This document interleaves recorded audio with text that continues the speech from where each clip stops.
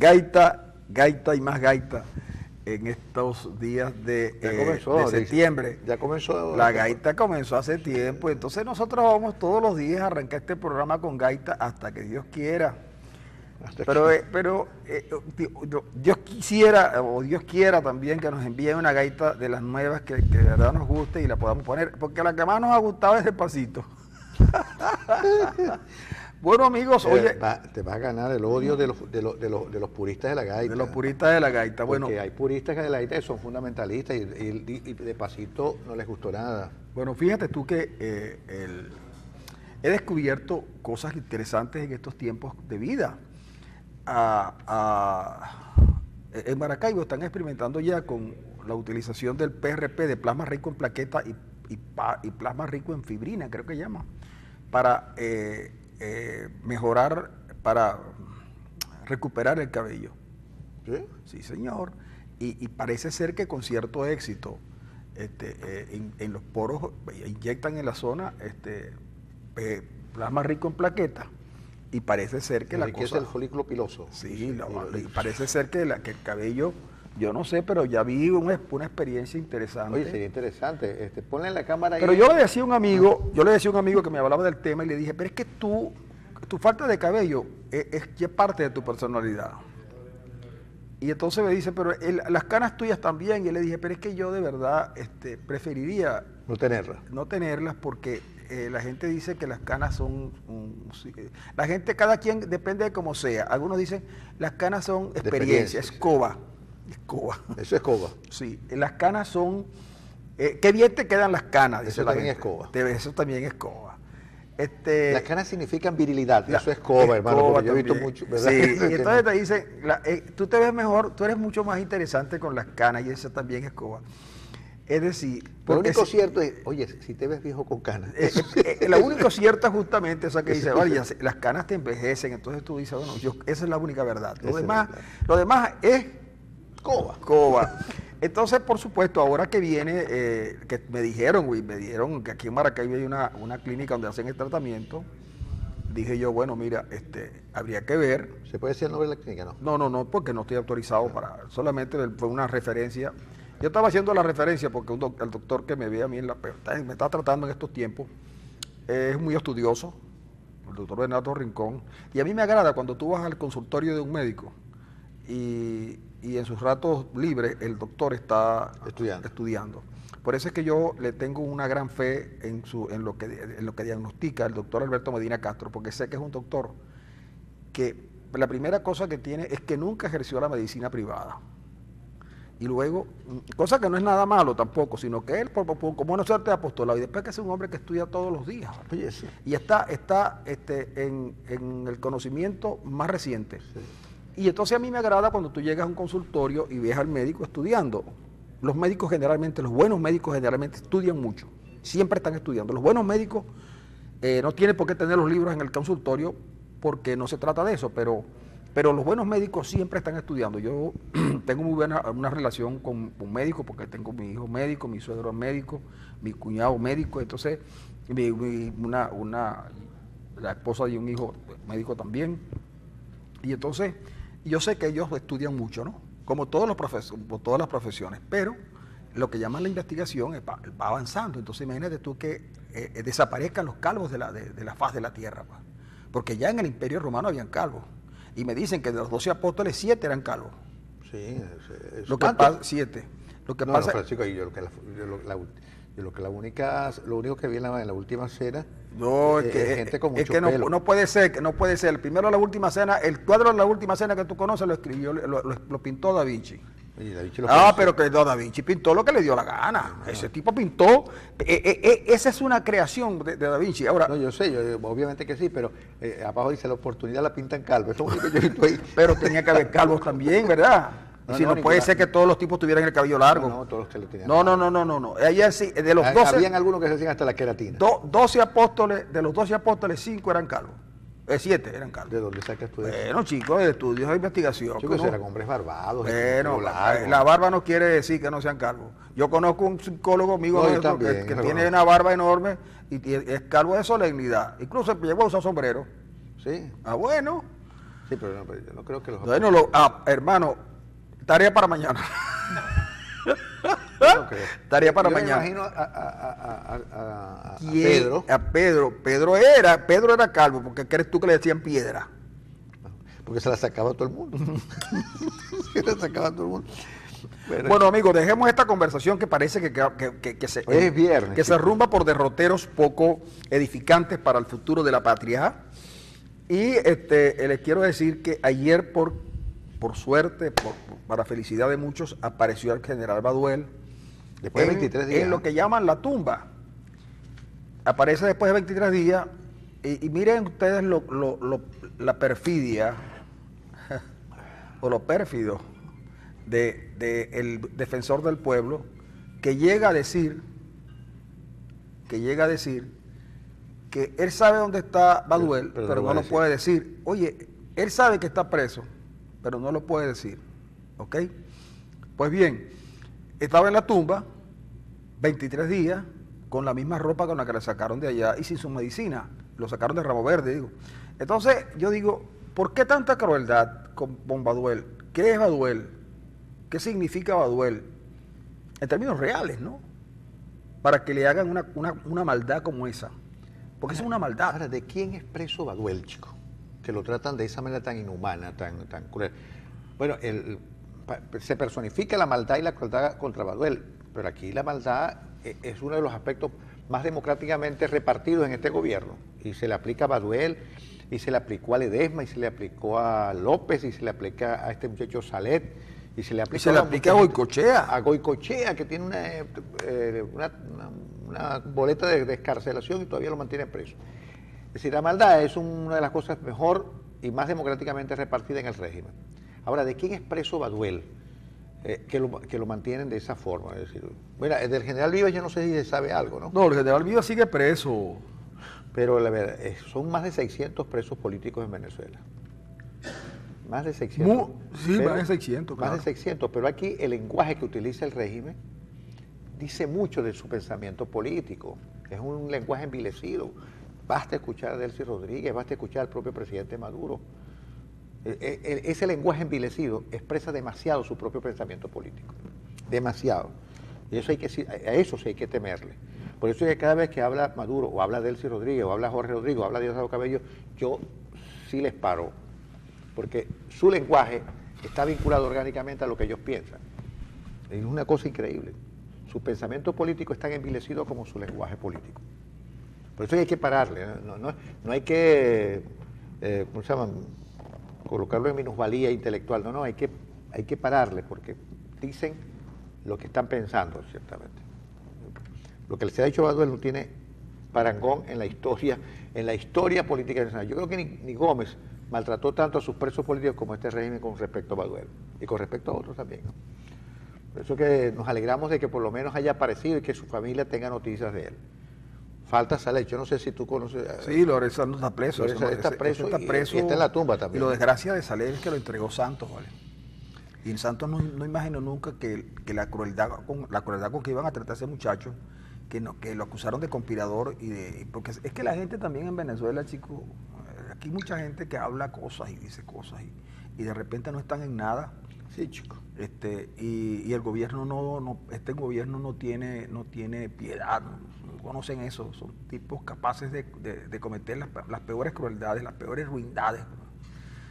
Vino Caterina Valentino y entrevistó a no sé quién, una mujer que además no puede albergar maldad en su corazón porque es demasiado bella, y entonces resulta que a menos que sea la mamá de la madrastra de Blancanieves, que también era bella, ¿no? Esa mujer no está metida en ningún plan conspirativo. Pero por eso, entonces llegó el SEBIN a la emisora donde ella trabaja y pidió todo y no sé qué y tal. Entonces resulta que la pobre Caterina Valentino, chicos, sufrió los embates del SEBIN y entonces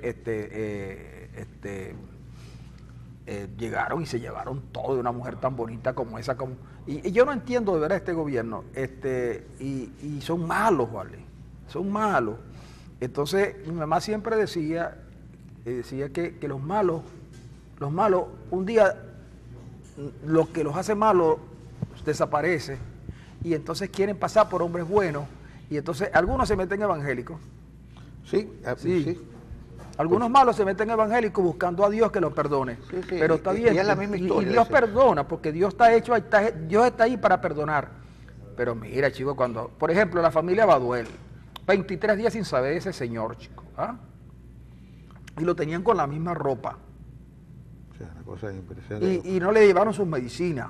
Y lo tenían en un sitio aislado. Ahora, ¿por qué crees tú, de verdad? Porque uno puede entender la maldad y el embellecimiento del régimen, pero realmente, ¿por qué precisamente tienen a Baduel de objetivo en el maltrato, en volverlo a poner preso? La verdad no entiendo. Mira, quiero responder a este mensaje que nos envían. Gente que, alguna cosa dijimos ayer que molestó a alguna gente y nos ha escrito mucho. Yo le quiero decir lo siguiente para que volvamos al programa.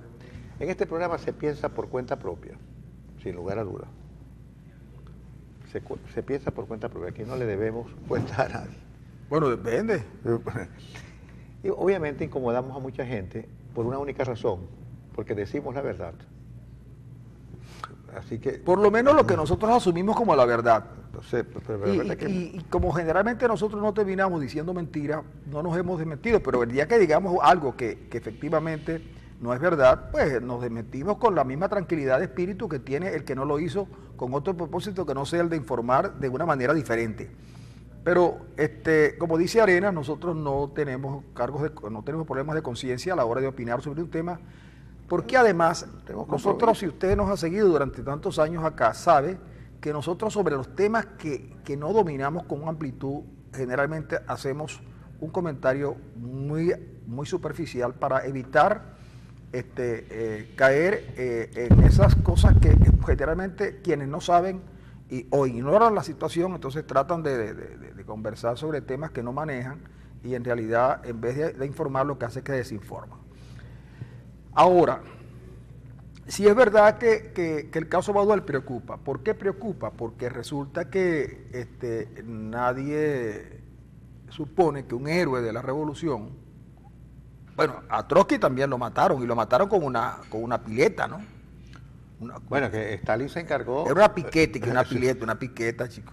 ¿Ah? Una piqueta. Una pileta es lo que yo tengo en mi casa. Una pileta tiene una piqueta, lo mataron con la piqueta y lo mataron feo a Trotsky, ¿oíste? Sí, no, Stalin se encargó de matar a mucha gente de manera muy fea. Ahora fíjate tú, por ejemplo, ayer el País de Madrid escribía, hay un editorial donde comparaban a Maduro con Stalin. Claro, chico, y entonces es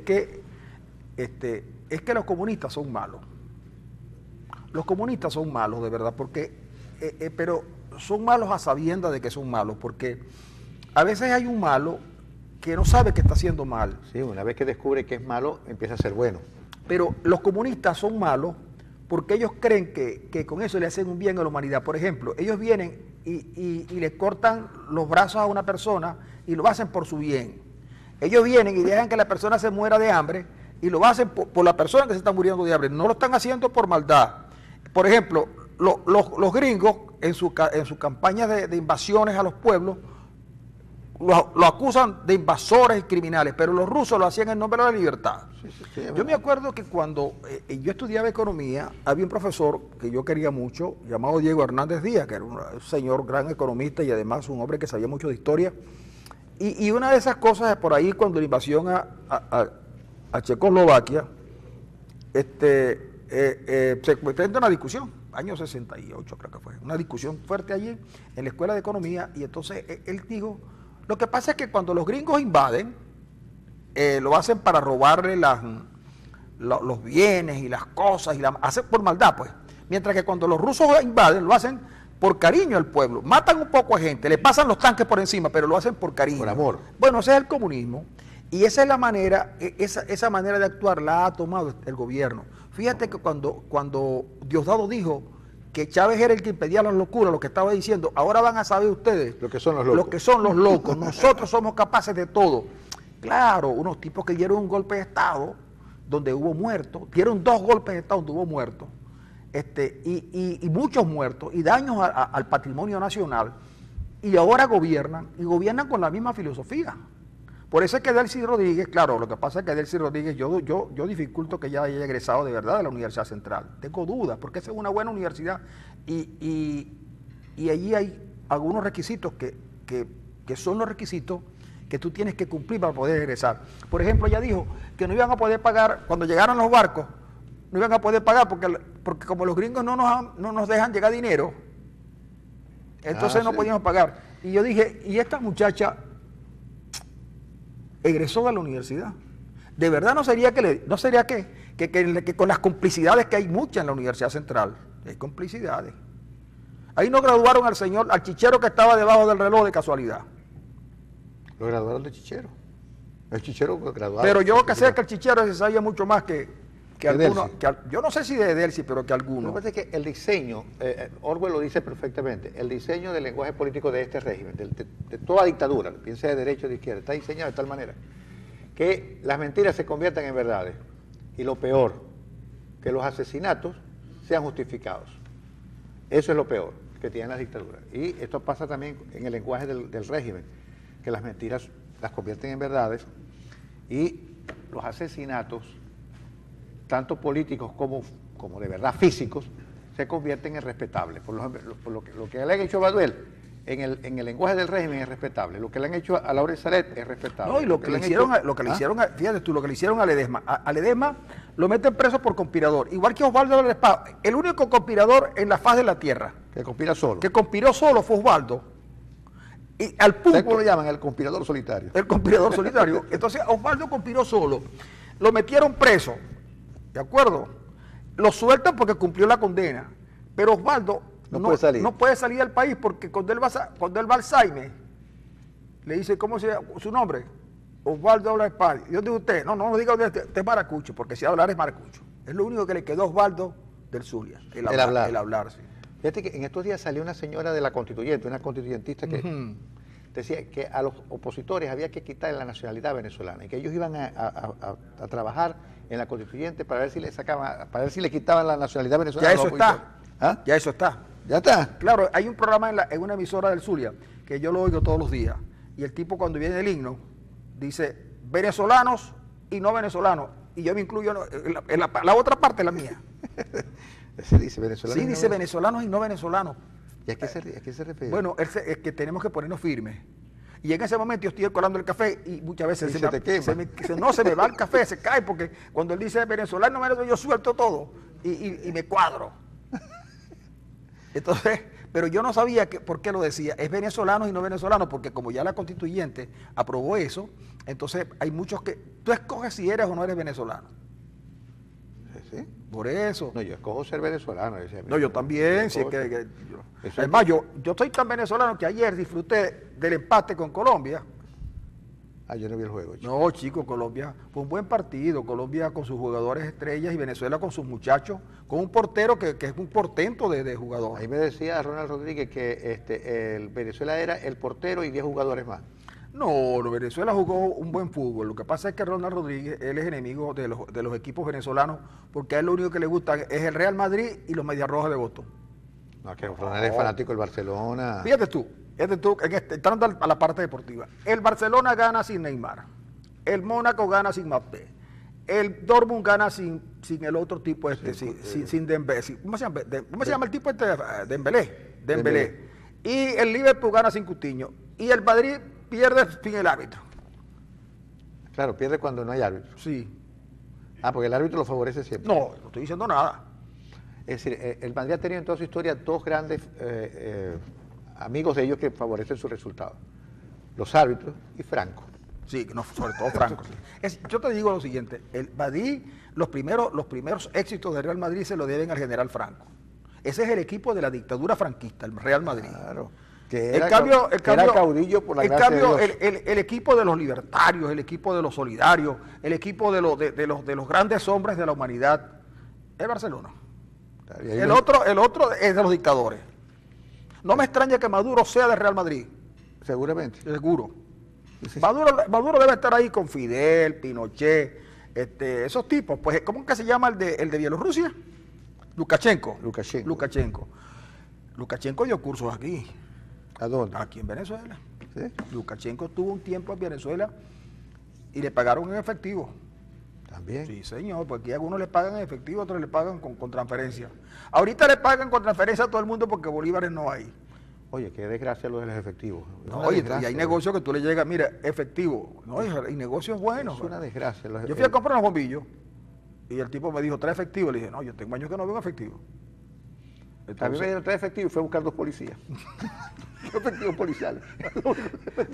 Oye, es verdad que uno, chico, nosotros lo hemos perdido, nuestra calidad de vida la hemos perdido. Yo estoy leyendo un libro que escribió Diego Bautista Urbaneja. Oye, primero, qué buen libro escribió Diego Bautista Urbaneja.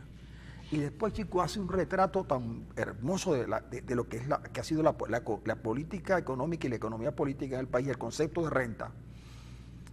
Y leyéndolo, me acordé que tú una vez me regalaste el libro de Coronil. El libro de Coronil Harman. ¿Cómo se llama? Alfredo Coronil Harman. El Estado Mágico. El Estado Mágico. Oye, qué grandes libros, ¿ah? Yo voy a recomendar El Estado Mágico, ya un libro con mucho tiempo, que fue la tesis de grado cuando para doctor en la Universidad de Chicago. Y este libro de Diego Bautista Urbaneja, que no lo traje porque hoy es viernes, pero el lunes lo voy a traer. Qué buen trabajo hace Diego Bautista Urbaneja.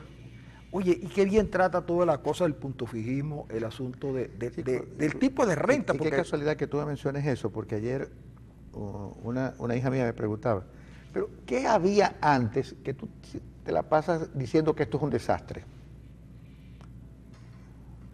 Y yo de verdad empecé a pensar qué es lo que había antes. Sí. Y lo que había antes era un enorme consenso normativo en torno a ciertos principios fundamentales, y eso se rompió y no lo podíamos recuperar más mira, nunca. Para que eso no se siga rompiendo, vamos a una pausa y enseguida regresamos con el doctor Raúl Antequera, que no es brujo, pero le escriben.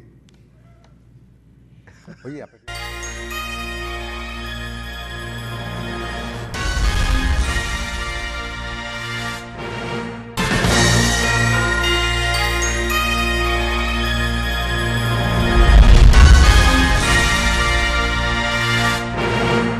aquí seguimos, amigos, ahora en compañía de Raúl Antequera,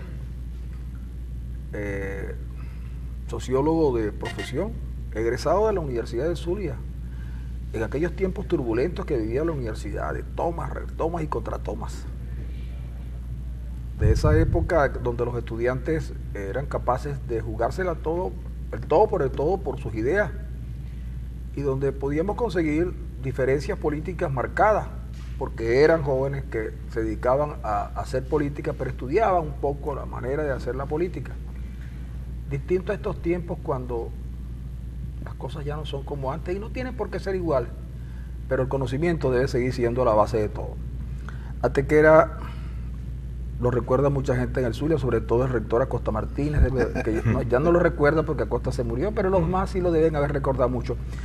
Pero Antequera, con el tiempo devino un excelente generador de información a través de la información que él captura de la gente mediante encuestas. Dicen los que leen sus encuestas, porque yo no, yo solamente leo las encuestas de los que hacen la Facultad de Economía, que son de verdad muy buenas, porque una cosa dice la encuesta y otra cosa los encuestadores, pero no se trata en este caso de Antequera. Antequera está en el Zulia no solamente como encuestador, sino como analista político. Y como tal lo vamos a tratar hoy. Que nos dé tu versión de qué está hecha el alma del zuliano, ya que tú viviste aquí tanto tiempo. Y aunque no te gusta la gaita, las bailaste por oportunismo allá en la oficina del FRER. No, vale. El alma del zuliano es absolutamente compleja.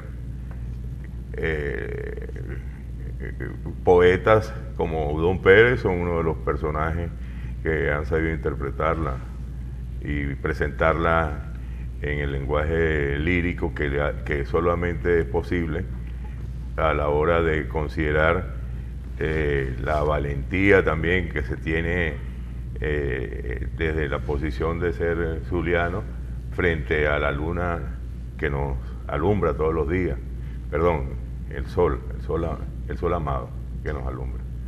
La valentía de conquistar y transformar la naturaleza y la sociedad del Zulia.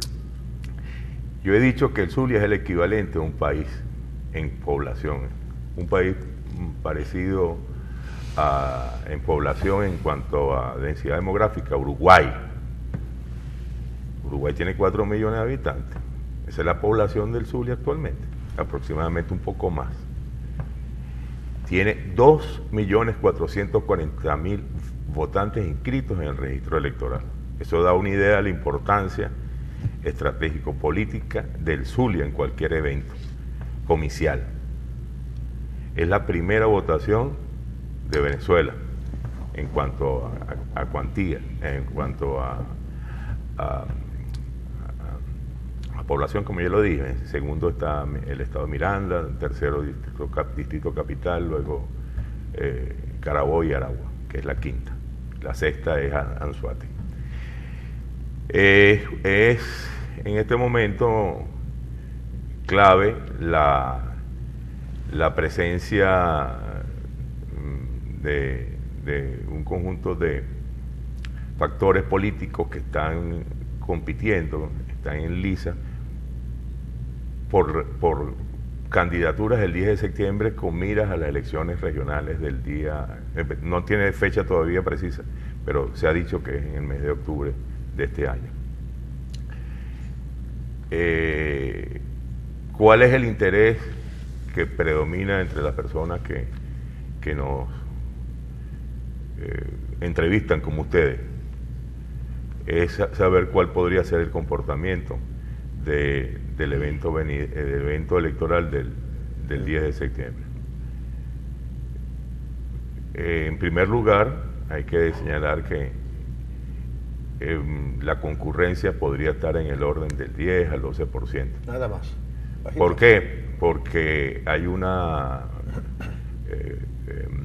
¿cómo se llama?, configuración, una arquitectura para los efectos del tinglado, la logística o tinglado electoral que se ha diseñado, muy restrictivo, porque fue definido a través de una comisión electoral de la Mesa de la Unidad Democrática que solamente se iba a instalar un centro de votación o a lo sumo 2 centros de votación por cada parroquia. Entonces, eso es muy limitado, por lo tanto restringe la afluencia de votantes en cada parroquia. En este caso, pues, normalmente en Eugenio Bustamante, ¿verdad?, el número de centros de votación sobrepasa la 20. Entonces, ¿cómo es posible que en esa parroquia, que es una de las más numerosas, van a concentrar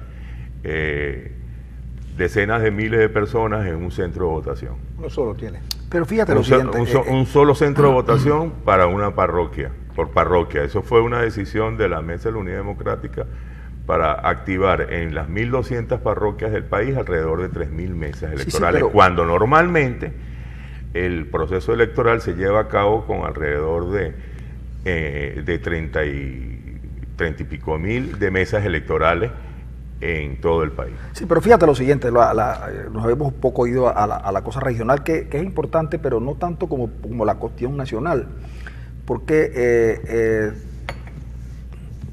¿qué puede pasar? ¿Qué puede hacer un gobierno que sustituya a Maduro? En tu idea, ¿qué puede hacer un gobierno si sale Maduro y viene un gobierno de oposición? ¿Haría un gobierno similar al que hizo a las propuestas económicas de Carlos Andrés Pérez? Bueno, tendrían posibilidad de estudiar y analizar por cuál camino se meten. Yo te diría lo siguiente. Se ha criticado el segundo gobierno de Carlos Andrés Pérez, sobre todo se le indica a Miguel Rodríguez la aplicación de un paquete de medidas de corte neoliberal, entre las cuales se mencionan, se acostumbra a mencionar la liberación de precios, la contracción o el achatamiento del precio de la fuerza de trabajo, de los salarios. La eliminación de los subsidios. La eliminación de los subsidios. Pero ¿qué es esto lo que estamos viviendo en materia de política económica práctica con el gobierno de Nicolás Maduro. Exactamente eso. Una escalada de precios que no ha sido posible contenerla a través de política antiinflacionaria, que no se sabe de forma deliberada cuáles son, porque no las anuncian, no las articulan, no las deliberan. Entonces es un actuar muy espontáneo. Pero fíjate lo en siguiente, materia de política económica y andan por la libre. te pongo la pregunta de otra manera. Cuando Pérez llega al poder, el primer año de Pérez, cuando arranca la cuestión, la inflación asciende a 81% y el Producto Interno Bruto decrece en 8%. Comparado con una inflación que dicen los que conocen de esas cosas, pues yo de verdad que ya no conozco nada de eso, que la inflación está entre lo que va del año está como en 180%, la inflación de los primeros meses del año, y la caída del Producto Interno Bruto es realmente brutal, es de 27%. Y en aquel momento se justificó toda una campaña contra Pérez y su gobierno por esta cifra. ¿Y por qué ahora la gente no actúa de la misma manera? ¿Qué cambió en el alma del venezolano? La gente está actuando ¿de qué manera? Experimentando sufrimiento. Cuando se dice de esa forma, no hay otra manera de terminar la oración sino lo que acabo de señalar. No es la gente, los que tienen que hablar son los partidos políticos, los dirigentes políticos son los que tienen que articular discursos, porque la gente no tiene acceso, no tiene vocería, cuando se dice la gente, es decir, el pueblo, el común, ese constructo de millones de individuos, de millones de personas en una sociedad, en este momento, que es lo que están experimentando todos los días, carencia.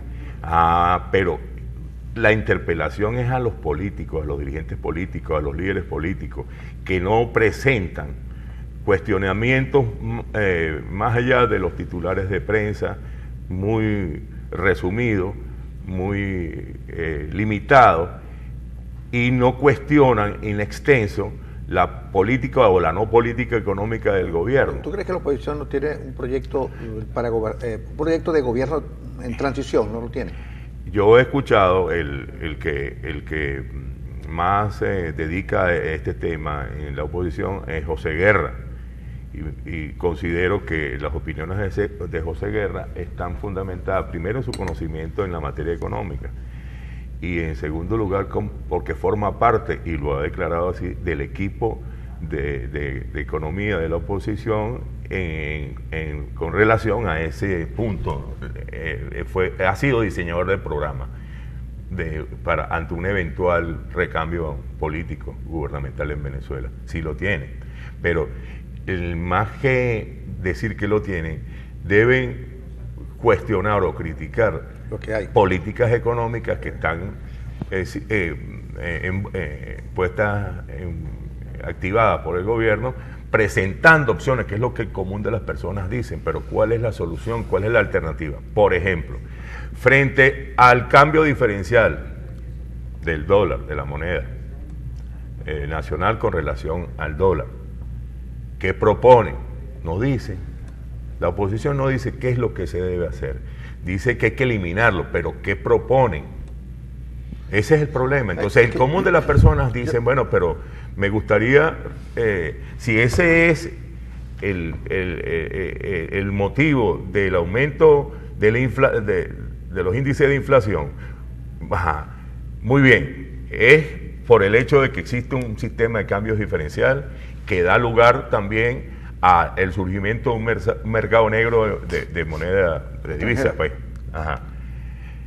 Pero ¿cuál es la alternativa? Ahora, yo pienso, gente de oposición, dígalo, no dicen. Raúl, creo yo que no lo dicen porque el orden se organiza desde el poder.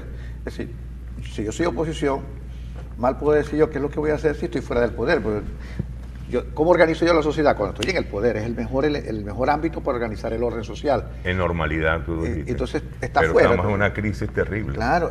Ahora, claro, yo creo que nunca, yo lo escribo esta semana, no ha habido un proceso de descomposición estatal tan grande como el que tenemos. Claro.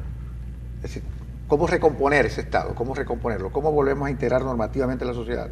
¿Cómo podemos integrarlo económicamente y cómo podemos darle un mejor desempeño al Estado? Ese es el gran problema de la oposición. Eso sí es verdad que es difícil decirlo si yo no estoy en el poder, si estoy afuera. ¿Cómo le digo yo a la gente? Mira, vamos a recomponer el Estado, vamos a integrar socioeconómicamente a la sociedad y vamos a integrar socionormativamente. Fíjate, imagínate tú la gente, le decía a Francisco una noticia de suceso. Una muchacha sale embarazada del novio y desaparece porque la mamá del novio y el novio se la llevaron a un lugar y aparece la muchacha muerta en un vertedero. Es decir, obviamente algo ha cambiado en el alma del venezolano. Mi abuelita me decía, mi abuelita, no es lo mismo que la abuelita de Titori, mi abuelita, de verdad, decía, los venezolanos no matamos así. Me decía en los años 60, un crimen que hubo. Me decía que ese tiene que ser colombiano porque los venezolanos no matamos así, no matan así. Sí. Pero algo ha tenido que pasar en estos 19 años largos que ha cambiado en el venezolano. Entonces, ¿cómo se le dice al venezolano? Mira, esos valores que usted tiene, que ha sido inculcado durante estos 19 años, no es lo correcto, no es lo adecuado, no es lo exacto. Usted se convirtió en hombre malo, es capaz de matar de esa manera. La suegra y el novio desaparecen a una niña y la matan porque está embarazada del novio para resolver el caso. O sea, algo ha tenido que cambiar en nosotros. Hoy somos una sociedad perversa, somos una sociedad de gente maluca, pues, como decía Francisco hace rato. Claro. Es difícil generalizar, pero podríamos señalar más bien lo siguiente.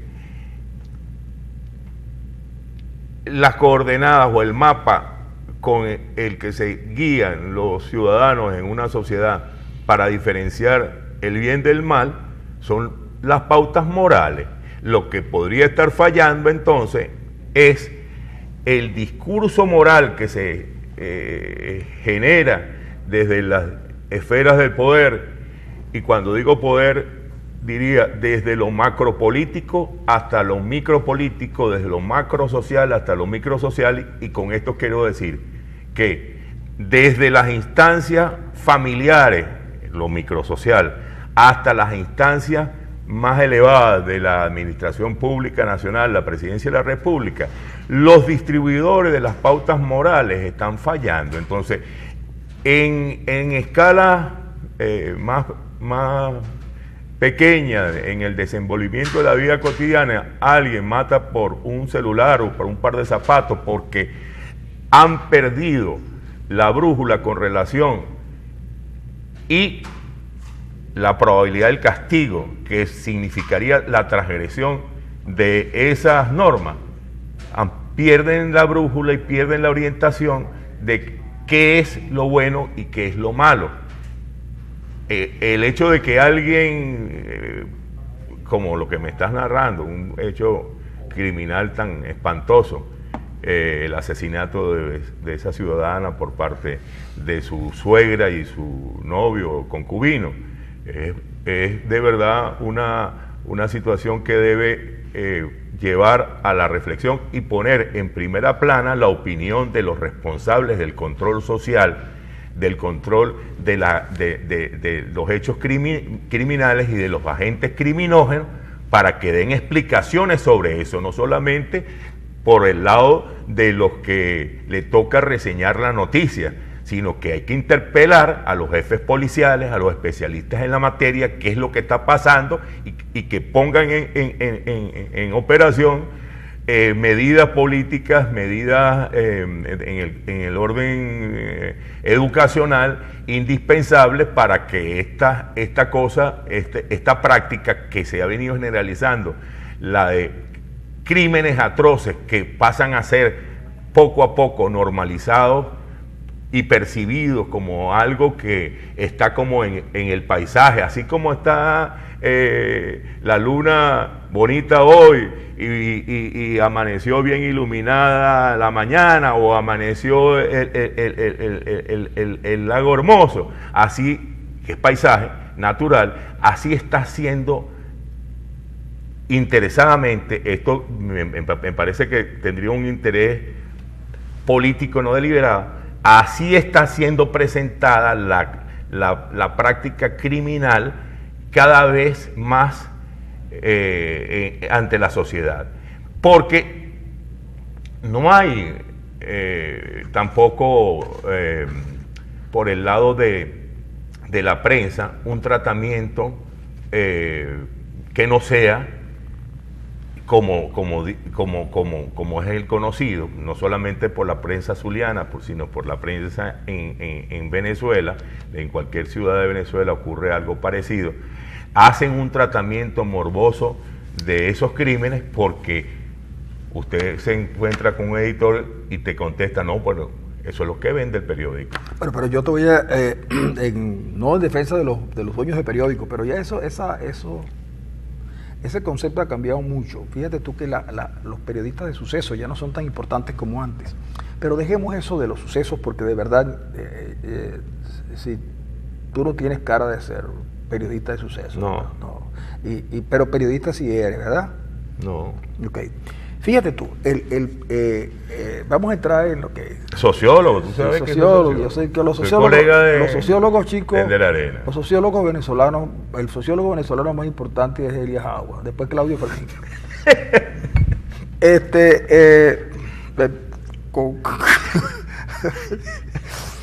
Tú eres escritor, chico. Arena está escribiendo una novela, y voy a hacer la infidencia, una novela que se llama, que lleva por nombre... Pero primero, las novelas primero se escriben y después se le pone nombre. Pero Arena empezó al revés porque es su estilo. Historia de un hombre que estuvo en la luna y nunca lo supo. Mi mamá decía que yo era un loco bohemio. Porque me pasaba en la luna. Mira, Antequera. El país, chico, la gente... En Venezuela hay una oposición, de verdad. Muy vapuleada, por cierto.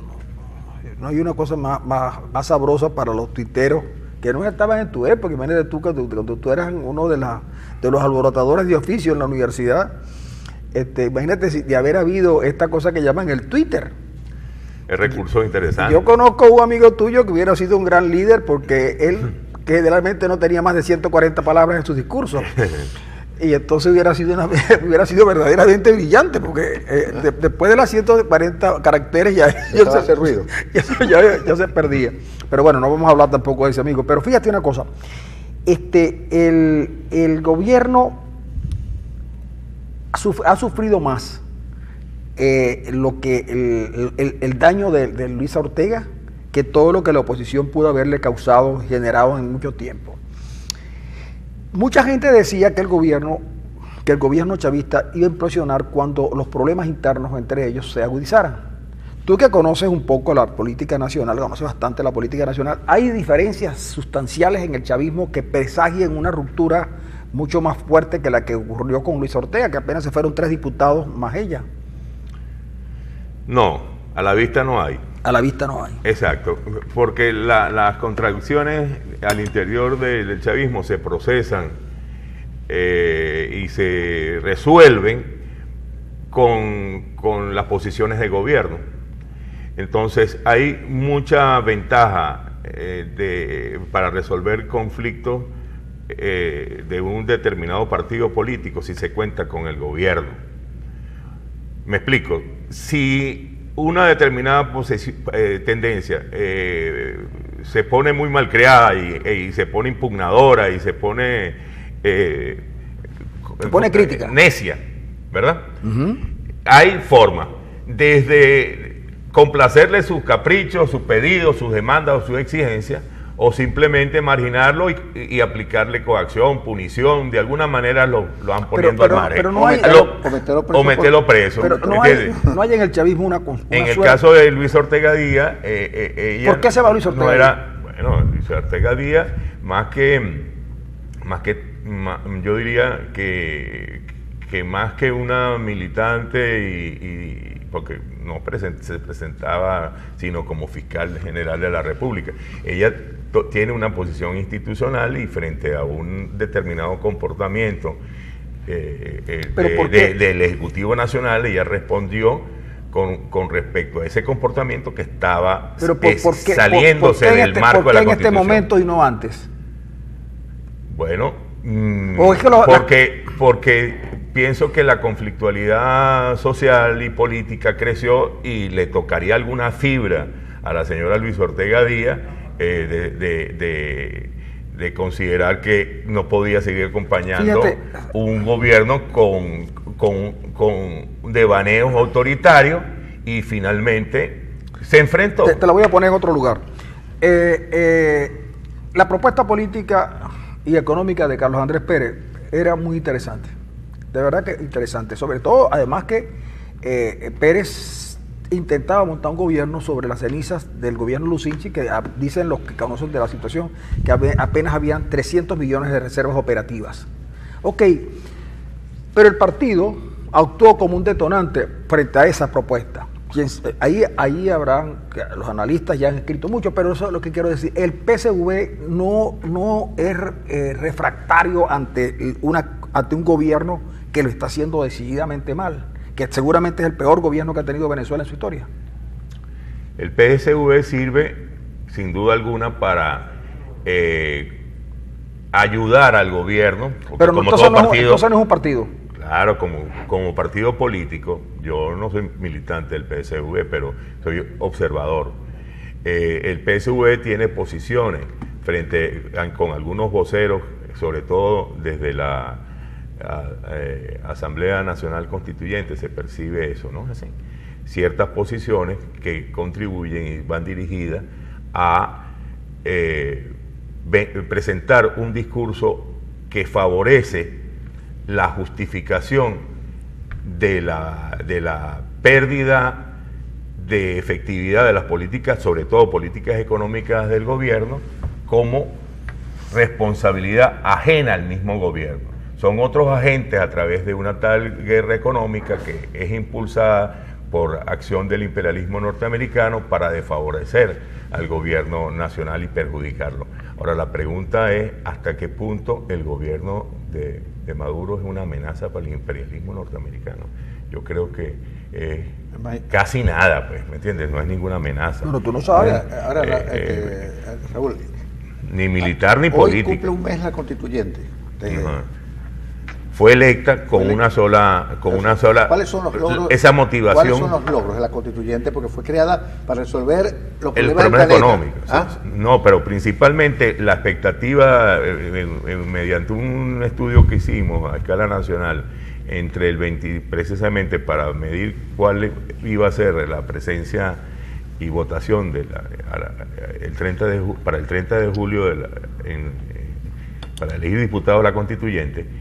La expectativa que tenía el público con respecto, y tiene todavía, con respecto a la constituyente, es principalmente la solución de los problemas económicos del país.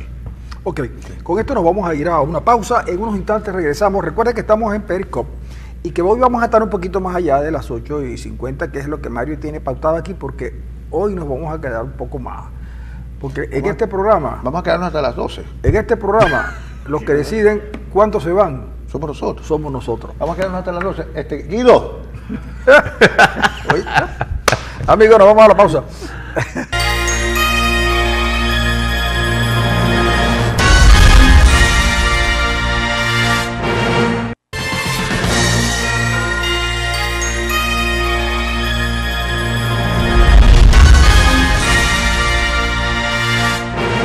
Amigos, como cosa curiosa, no hubo cadena hoy. No hubo cadena.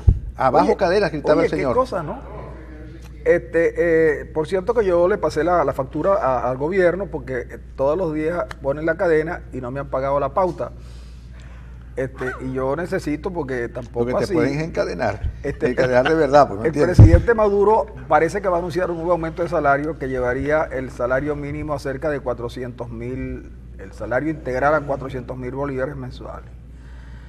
Yo no sé de verdad qué irá a pasar con este país, pero eso lo vamos a analizar. ¿Cuántas misiones hay? ¿Cuántas comisiones hay en la Asamblea? 23 comisiones. Esas comisiones son buenas, porque las comisiones nunca resuelven nada. Comisiones. Vamos a entrar a Antequera. Llegaste a Maracaibo. Ya. Llegaste a Maracaibo en momentos en que se debate el Estado entre dos grandes opciones. La opción continuista de Rosales, que tiene tantos años en el poder que ya uno no sabe quién. Ellos mandan. Son los mismos tipos en la gobernación, los mismos tipos en las alcaldías. Cambian de nombre en las gobernaciones y en las alcaldías, pero siguen siendo los mismos, sobre todo en Maracaibo. tienen una fuerza importante, el Nuevo Tiempo es una referencia política, quizás la primera fuerza en Maracaibo, y hay un competidor eterno, porque aquí las cosas son eternas, los Rosales gobernando y Guanipa haciéndole oposición. No cambia nada, ¿sí? Por eso yo te preguntaba, pero no te... nosotros podemos lanzarlo. Yo te preguntaba... Yo te preguntaba por el alma del zuliano, precisamente porque quería llegar a ese punto, porque es verdad, este es el único estado donde hay unos tipos que gobiernan siempre. Claro, si Arias se inscribiera en el Nuevo Tiempo, no pasara nada porque es más o menos lo mismo. Pero, claro, Arias lo malo que tiene es que no hace nada, es que es un gobierno ineficiente. Bueno, pero de Arias no vamos a hablar hoy. Y Guanipa es el eterno, mira, tiran una elección, Guanipa, tiran la otra, chicos. Yo digo, ¿será que en este país no habrá, en este estado no habrá alguien más allá de los Guanipas? Es increíble. Bueno, ok, están Guanipa y la esposa Rosales. Bueno, Guanipa es el candidato de PG. No hay referencia. Sí, no, PG, primero Guanipa. No, yo pensé que iba a decir después del supermarket. Yo dije, aquí no se puede hacer esa cuña. Mira, no hay otra referencia política importante, sino la presencia de Rosales en Maracaibo cuando vino y la validación de los partidos. No hay otra. La validación de los partidos, que tuvo, no sé cuántos tuvo Voluntad Popular, otro poquito más tuvo Primero Justicia, después de una Acción Democrática que movió a toda su tercera edad y logró, no, pues... dejó un partido joven, chico. Bueno, pero movió a su tercera... Es que tú eres muy mal hablado, que la tercera edad... mira, que está, ¿cómo se llama? Ahí estaba Néstor Jansen, Elio Mavare, Américo Araujo. Yo creo que son adultos mayores. Estaba Hernán Alemán. Son adultos mayores. Son adultos mayores. Nada más que faltaba Rosales para completar la cuestión. Bueno, lo cierto es que después viene Acción Democrática, muere un poco más gente que Voluntad Popular y Primera Justicia, y viene el Nuevo Tiempo y hace un evento de masas.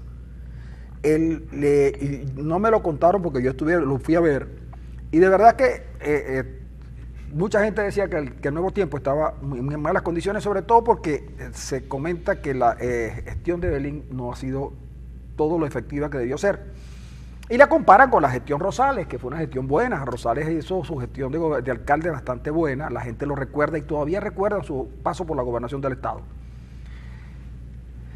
No hay otra referencia organizativa. Tú eres encuestador, has estado en Maracaibo en varios procesos. Estás aquí, me imagino yo, oteando el horizonte.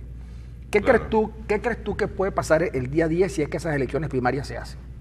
Las elecciones primarias del 10 de septiembre tendrán un resultado que se resume en que ganará Evelyn de Rosales en una proporción por cada 6 votos que obtenga Evelyn de Rosales, un voto va a obtener Juan Pablo Guanipa.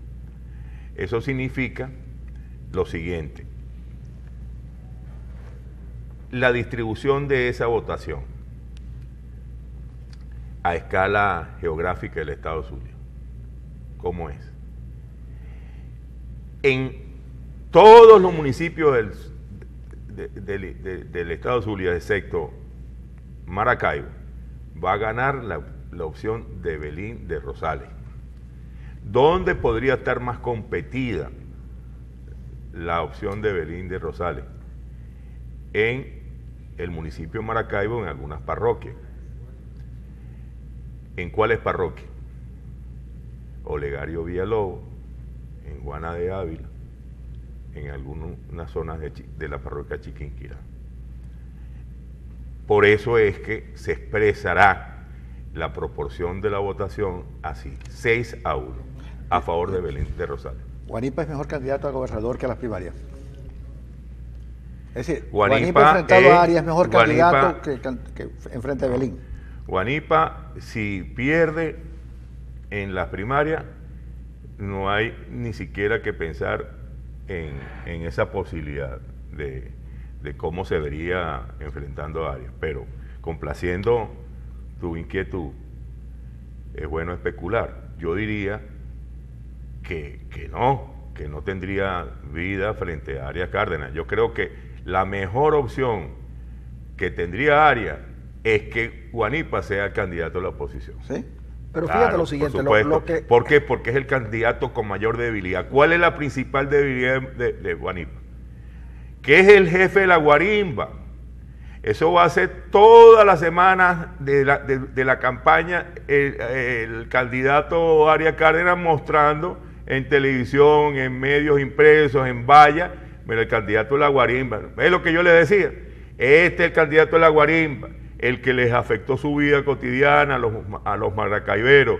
Entonces, la guarimba fue derrotada no solamente por la vía práctica a través de la acción policial represiva, sino fue derrotada en el campo perceptual, en la conciencia social.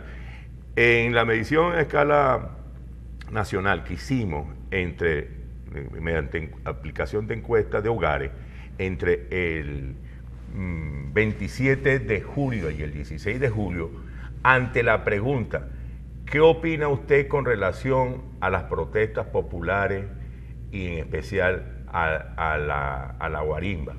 ¿La considera un acto de valentía heroico o la considera como un acto vandálico y violento? Como un acto vandálico y violento lo consideró más del 58% de la población nacional. Entonces, ¿cómo alguien que quedó matriciado en la opinión pública, que se ganó y se construyó a sí mismo la matriz de opinión como jefe de guarimberos en Maracaibo, va a pretender, va a ocurrírsele que pueda derrotar al gobierno nacional, que fue el triunfador en ese evento? Si a la hora de evaluar la lucha política por batalla, vamos a ponerla así, más clara, la batalla que se libró en Venezuela entre abril del año 2017 y junio del año 2017, entre practicantes de construir guarimbas o barricadas versus la fuerza del orden público, ganó el gobierno. Es decir, un gobierno que tenía afectación y debilidades entre el electorado, que tenía un cuestionamiento sobre todo a la principal figura que lo dirige, la de Nicolás Maduro. Bueno, le ayudaron a construir una narrativa épica a ese gobierno, pero en forma tan inesperada como la siguiente. Los adversarios le construyeron la narrativa épica al gobierno que le favoreció la recuperación de la imagen al presidente Nicolás Maduro. Antequera, pero según ese criterio, que yo entiendo que tiene validez referencial en función de estudios de opinión, entonces el gobierno que a quien le fue construido en referencia épica por la oposición, entonces eso significa que el gobierno debe ganar las elecciones regionales. Bueno, eso de alguna manera se expresaría en estos términos. Cuando me lo dices, me da la oportunidad de contestarte de esta manera. A la candidata que probablemente quede electa en la elección del 10 de septiembre, que es Evelyn de Rosales, frente a Guanipa, ella tendrá una ardua labor junto al resto de los factores de la Mesa de la Unidad Democrática para ganarle al gobierno de Arias Cárdenas en el Zulia. O sea, esa es una elección que será altamente reñida, altamente rivalizada y altamente polarizada.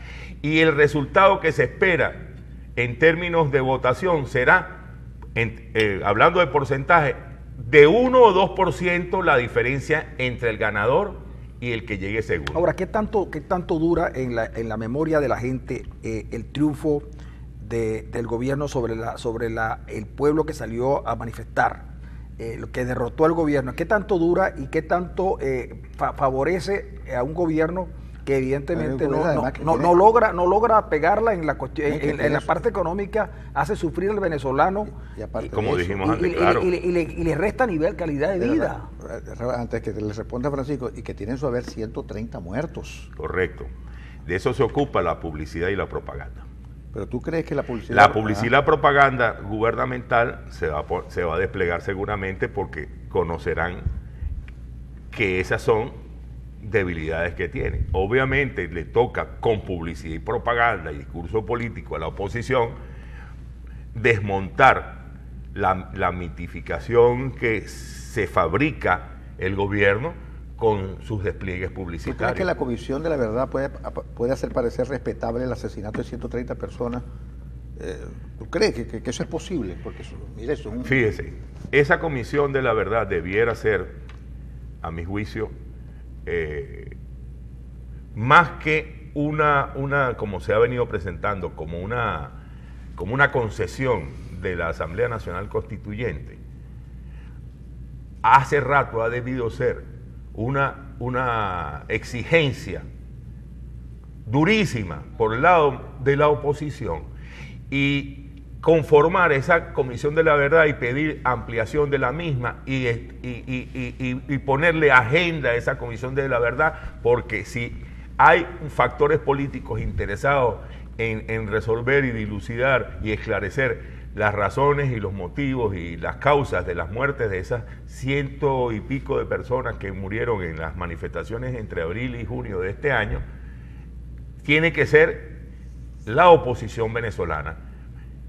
Entonces, no lo hacen, a mi juicio, tienen un retraimiento frente a eso. Y del lado de quién está la iniciativa, de Delcy Rodríguez, que efectivamente ha impulsado la Comisión de la Verdad, y del lado de la oposición no hay miramiento frente a eso. Y, ojo, hay otra cosa que hay que rescatar. Esa Comisión de la Verdad tiene una agenda pautada para esclarecer crímenes desde el año 99, crímenes políticos. A mí me parece que cualquier factor político, llámese de oposición o del chavismo, tiene que estar interesado, tiene que motivarse. Si es una exigencia, un imperativo que en las sociedades democráticas el respeto a los derechos humanos es fundamentalísimo, esa agenda debe ser la oposición la que la promueva, la que la impulse, la que se meta ahí, conquiste y domine esa Comisión de la Verdad. Bueno, aquí pasa asombrosamente todo lo contrario.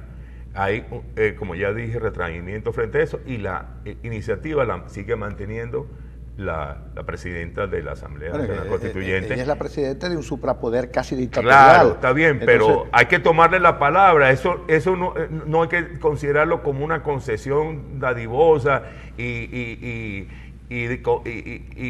que demagógicamente pretendan conseguir ventajas. Yo quisiera, perdón, yo quiero volver otra vez al tema anterior, y es el siguiente. Nicolás Maduro, Diosdado Cabello dijo, aquí nunca más va a haber elecciones. Y luego Maduro dijo, aquí solo haremos elecciones cuando estemos seguros de ganarlas. Sí, lo dijeron. ¿Está seguro el gobierno de ganar las elecciones esta vez? Sí, lo dijeron. Eso fue dicho por ellos, y efectivamente se llevaron a cabo las elecciones de la Asamblea Nacional Constituyente cuando obviamente tenían plena seguridad de ganarlas porque no tenían oponentes, y eso se lo facilitó la oposición cuando en mayo de este año dijeron que no iban a participar. Pero bueno, eso es otro tema. Aguanta un segundo. Pero de ahí hacia adelante. Pero es que no es otro tema, es el mismo tema. No lo viemos, porque si entonces lo viamos, el otro tema es que no era constitucional y correcto que esa Asamblea Nacional Constituyente fuese consultada con la gente. Sí, por supuesto, debió ser. El origen de la Asamblea Constituyente le daba al gobierno la preeminencia en términos de participación y repartirse todo. Es decir, y tú sabes perfectamente bien que cuando se nombra la Asamblea Nacional Constituyente no lo están haciendo porque la Constitución hubiera perdido vigencia, sino que lo que trataban era de sustituir un órgano legítimamente constituido como es la Asamblea Nacional para poder tomar decisiones de carácter económico. Correcto. ¿Qué es lo que están haciendo? Ni más ni menos en la Asamblea Nacional Constituyente produciendo lo que andaba a llamar actos constituyentes para reemplazar a la Asamblea Nacional en su labor legislativa. Eso es así. Es decir, un congresillo, eso si de congresillo hay que hablar, es la Asamblea Nacional Constituyente. Pero fíjate que nadie afín al gobierno. Todo el mundo, más de 50 países consideran que es fraudulenta, que es inconstitucional, que es ilegal. Y hay un término que ayer mencionamos aquí, que es el problema de la deuda odiosa, y que está en el contexto internacional para no reconocerle a Venezuela ningún problema que tenga que ver con el financiamiento de la deuda, a pesar de que la Asamblea Constituyente pudiera dirigirse como, pudiera producir actos constituyentes. Eso no existe. Actos constitutivos no existen. No, eso no está en ninguna parte. Ahora, sí. ¿Ah? No pueden reemplazar la actividad legislativa de la Asamblea Nacional. Ahora fíjate lo siguiente. Volvemos otra vez al punto anterior. Tú dices, Guanipa, yo entiendo que cuando Arenas te hace la pregunta, Arenas dice, mira, era mejor, tú tienes un criterio, es decir, yo no estoy muy seguro, yo no tengo manera de medirlo, de si la gente perdió no en la guarimba, en los cortes de calle, esas cosas. No visité esas cosas porque yo no participé de ellas. A propósito de eso que está diciendo, para seguir con ese parecido, pero yo creo que la narrativa épica de que estuvo al lado fue de esos grupos, de los opositores y no del gobierno. Pero fíjate lo siguiente, pero Guanipa pudiera, fíjate tú las contradicciones, Guanipa le va a costar más, ella le pregunta a Arena, le cuesta mucho más ganarle a Evelyn que ganarle a es más fácil, digamos, la pelea con Arias es más sencilla que con Evelyn. ¿Por qué? Porque esta es una elección de maquinarias, de aparato. Claro. Y sin duda el aparato principal lo tiene el Nuevo Tiempo. Claro, sí. Y Guanipa cuenta con un apoyo de un electorado que él no controla. Porque si voluntad, primero justicia, cuando Guanipa Guanipa es candidato desde siempre, desde los anales de la vida, Guanipa es candidato. Entonces Guanipa, que era candidato, tenía que haber montado un aparato para que el día de la validación no lo hizo. Haber llevado tanta gente para mostrar, mire, yo tengo aquí 70, 80 o 100.000 zulianos que están conmigo, con primero justicia validando. No lo hizo, al contrario, lo tomaron como una actividad sin importancia. Hoy, no haber asumido ese trabajo, hoy le está pasando la factura. ¿Por qué? Primero porque deja que se le crezca el Nuevo Tiempo. Y tiene la única ventaja que tiene es que Rosales no es el candidato. O sea, de ser Rosales candidato, que tenía una opción, porque Rosales estuvo hasta última hora intentando ser habilitado, es Evelyn. Es la mejor candidata que tenía, le guste o no le guste, la mejor candidata que tenía el Nuevo Tiempo era Evelyn, por su presencia, por sus cosas. Tiene también lastre, pero eso, como bien decía, tiene falencia porque su gestión no ha sido buena. Pero tiene la ventaja de que esas cosas, la gestión de Evelyn no es lo que está en discusión. Lo que está en discusión es justamente un candidato que enfrente a un tipo que no ha hecho una buena gestión.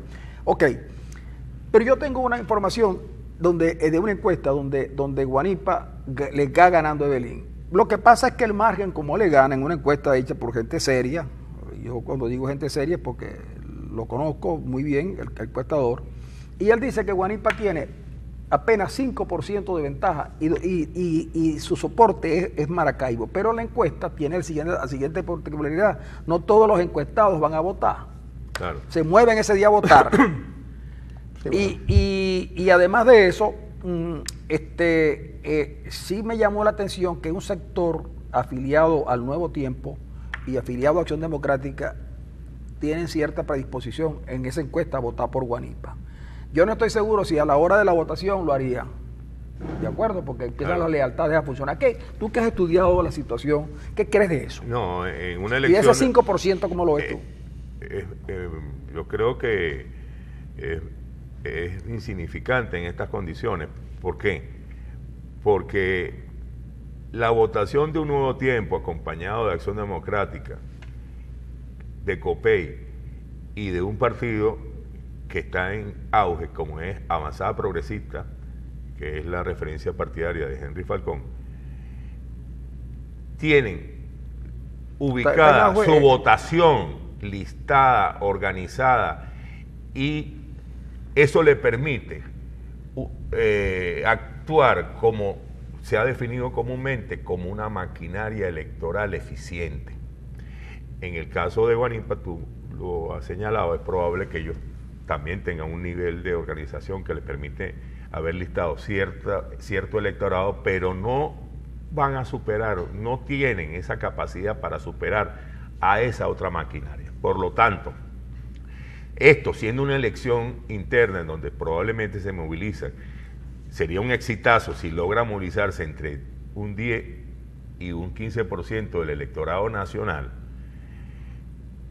En esa instancia, la probabilidad de que tenga éxito Guanipa enfrentando a Evelyn y a la maquinaria de esos partidos es muy escasa. Es muy escasa. ¿Cómo lo superaría? Si solo si la votación espontánea se hace mayoritaria y se hace práctica cultural en todos los municipios del estado Zulia. Valga decir, si en alguna zona del Zulia tiene alguna debilidad la candidatura de Evelyn, es en el municipio de Maracaibo y en las parroquias Olegario, Villalobos y en alguna parte de la parroquia Juana de Ávila y de Chiquinquirá. Son parroquias de clase media. Porque son parroquias de clase media y ahí en esa zona es donde abona la militancia y las simpatías de Voluntad Popular y de Primero Justicia. Y en el segmento juvenil entre 18 y 25 años, en ese estrato o grupo etario, ahí la votación de Guanipa es importante, pero insisto, la variable grupo etario correlacionada con, voy a usar el término, clase social, clase media. Muchachos de clase media que se localizan en esas parroquias del municipio de Maracaibo, en su mayoría, cuando se hacen entrevistas, encuestas a esa población, y se le pregunta por cuál partido simpatiza y cuál candidato le gustaría que fuera candidato, cuál candidato le gustaría para la gobernación, opinan a favor de Juan Pablo Guanipa. Ahora, no les gusta un nuevo tiempo. Y si se le indaga un poco más, la percepción que esa población tiene de un nuevo tiempo y de cierto liderazgo popular de barrios humildes, de las zonas de Maracaibo y del resto del Zulia, oiga, es importante rescatar esta mentalidad que todavía está anclada en ciertas personas que son de clase media, que consideran que es un deporte despreciar, consideran que, y la practican como deporte favorito, despreciar a gente de los barrios del oeste de Maracaibo. Entonces, ese tipo de individuo sociológicamente construido, individuo clase media maravina, construido así, con una orientación clasista y racista, no tiene vida frente a un partido como Un Nuevo Tiempo, como un partido como Acción Democrática, que son policlasistas, que ahí entran de todas las razas, todas las etnias, todas las clases sociales. ¿Cómo los vencen? No tienen vida frente a maquinaria y además organizados, altamente organizados y con experiencia y con experiencia de gobierno. Es otra cosa que ven, y con dos referencias, no solamente Evelyn, es Rosales, Manuel Rosales y Evelyn. Es una candidatura bicéfala. ¿Tú tienes alguna encuesta reciente que pueda...? No, yo he dicho que no. ¿Vas a trabajar? Nosotros fuimos invitados para que activáramos el levantamiento de una muestra hace una semana, y le dije, no, vale, yo no voy a hacer ninguna encuesta para esas elecciones porque se considera que eso está ya resuelto. Entonces es una redundancia hacer encuesta. Entonces nosotros vamos a entrar a campo a partir del día 13 de septiembre. Mira, y ese sentimiento que también hay bastante extendido el antirrosalismo, no puede operar a favor de Guanipa. Claro, pero también tiene proporción. Eso, nadie es monedita de oro, ¿verdad? Entonces, es probable que ese sentimiento haya erosionado la simpatía hacia un nuevo tiempo. Tanto Evelyn de Rosales como Manuel Rosales está localizado en esos mismos parroquias donde tienen esa localización geográfica. Ahora, ¿tú crees y esa ubicación por clase social? Ya para terminar, porque el programa se nos acabó, de verdad, que rápidamente. ¿Tan rápido? Sí, muy rápido, pero no importa, nosotros seguimos hasta las 12. Una cosa que te iba a decir, ¿es posible que ya la gente a 10 días de las elecciones ya tenga una decisión tomada? Sí, porque es fácil. Es fácil. Ahora bien, lo que quiere decir que lo que ya hoy se puede ver prácticamente no va a variar. Es invariable. No va a variar. Muy difícil porque las ventajas son muy grandes. Cuando en términos porcentuales, 80-20, eso es muy difícil que cambie. 80% a 20% es muy difícil. Ahora, ¿qué no le da un impulso a Juan Pablo Guanipa el apoyo de Carlos Alaimo en Maracaibo? Es significativo, pero desde el punto de vista cualitativo, diría yo, pero no que le da calidad a la candidatura de Juan Pablo Guanipa. Sin duda que Carlos Alaimo es una referencia política importante es un jefe de medio de comunicación, etcétera, aquí en el estado Zulia. Tiene una tradición como líder político en el socialcristianismo, pero eso no significa, por el peso específico medido en términos en guarismo, pues, que pueda aportarle más allá del porcentaje que necesita descontar 60%, y eso no es posible hacerlo. Bueno, tal como dice Antequera, el lunes o martes de la semana que viene vamos a tener a Joaquín Chaparro, que es jefe ahora de COPEI. Sí, oye, la vuelta que da el mundo. La vuelta de la política. Jefe de COPEI, Joaquín Chaparro. Pero según pues, él está... por eso es que yo no pierdo las esperanzas de que tú llegues a ser jefe del MAS. Amigos, nos vamos a despedir porque el tiempo se nos acaba. Secretario general, Francisco, secretario general. Secretario general. Bueno, yo te pongo secretario juvenil. Amigos, esto se acabó porque esto ya está va a venir en una... En insultos. En insultos. Nos vamos a marchar, pero el lunes regresamos con ustedes a la misma hora y en Global TV. Recuerde que este programa usted lo puede ver más adelante, si no pudo verlo completo, en YouTube. Ya Andri Bernal lo va a colocar. También queda grabado en Periscope, porque esto que acaba de decir Antequera lo vamos a analizar el día 11 del mes de septiembre. Si el día 11 te vamos a traer. Amigos. Está bien.